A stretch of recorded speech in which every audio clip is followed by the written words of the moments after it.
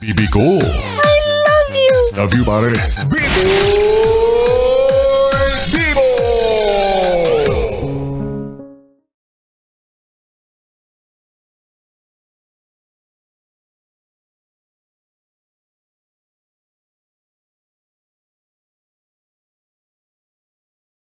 Bibi, ito na ang sulat na dapat ay mapakinggan mo. Kasi malay mo, para sa'yo pala to.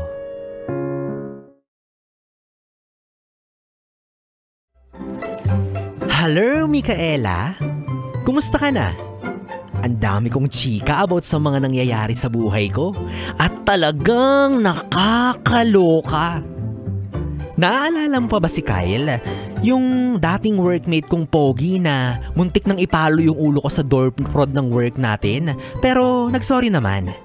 So eto na nga, mula nung nag-resign ako dun, saka naman kami naging close.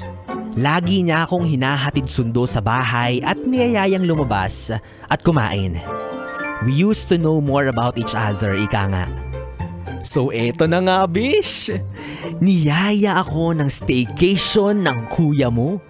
Siyempre, sino ba naman ako para tumanggi? Si Kyle na yun, oh. Hello. Fast forward ang ganap ay kumain muna kami pagdating sa unit habang nakahiga at nagde-Netflix. And napansin kong medyo touchy masyado si kuya mo. Pero hinayaan ko na lang dahil pagod din ako that time. Hindi pa natatapos ang palabas, besh. Nararamdaman ko nang naglililikot ang kamay niya. Nakita niyang antok na ako pero pinilit niya pa din akong tapusin. Yung palabas. Pag natulog ka, hahalikan kita. Bulong niya sa akin nung pumikit yung mga mata ko habang magkakadel kami na parang medyo nakakatakot pero kalmado ang tono. Kala ko nagbibiro lang siya and super antok na talaga ang ante mo. Kaya hindi ko na iniintindi yung mga sinasabi niya. Pero Mika, napamulat ako nang naramdaman ko ang labi niyang super lambot. Uy! Tinutuon niya ang sinabi niya, Mika! Woo! For the nakaw ng halik ang kuya mo. Hindi na ako nakakontra pa nung umisa pa siya. Tuloy-tuloy kami sa at ikabong namin. Kaya napapikit na lang din ang ante mo habang nararamdaman ko ang mga kamay niya na kung saan-saan na nakakarating. Maya-maya ay tumigil kami at pinag-play ko siya ng music. At nag-request pa ako ng old songs ang patugtugin niya. Alam mo naman, medyo old soul ang ante mo. Sobrang pagod pa din kasi ako at siya. Kaya parehas kaming nakatulog that time. Nakatulog kaming magkakadel habang nagpe-play ang mga old songs sa playlist niya. Nakaidlip na kami pareho at hindi na malaya ng oras. Naalimpungatan na lang kami ng madaling araw at patuloy pa rin ang pagtugtog namin ng old songs sa phone niya. Kaya nagsimula ulit kami ng at ikabong, alam mo na, painit.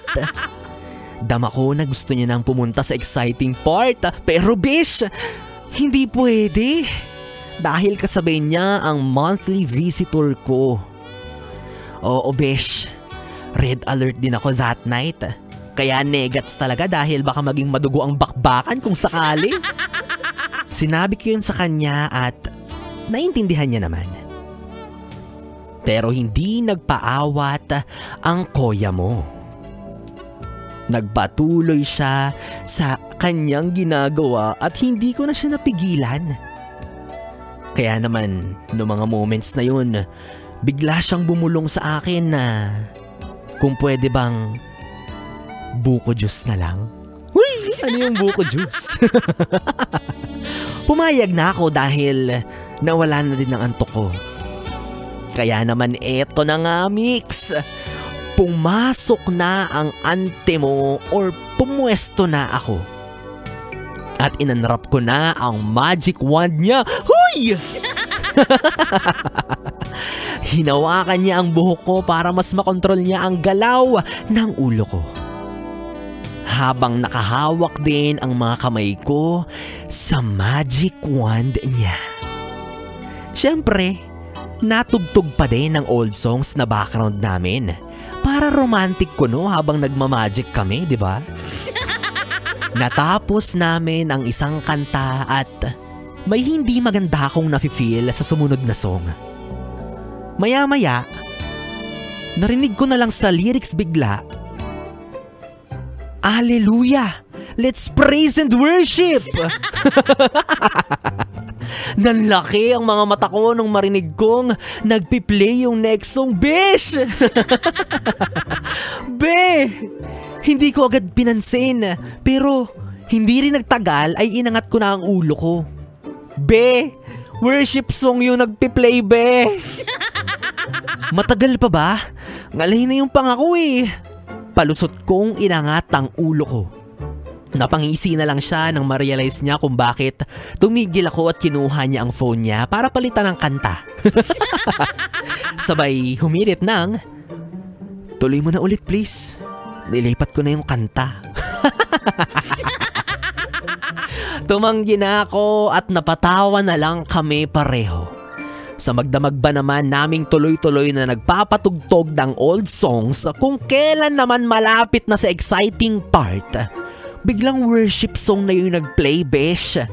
Nakakaloka, di ba? Kaya ayun, Mix. Simula nun, hindi na namin inulit. Hindi na namin inulit ang magpatugtog sa phone niya habang nagmamagic. Hi, yes, it's me. Your yes friend, Lenlen.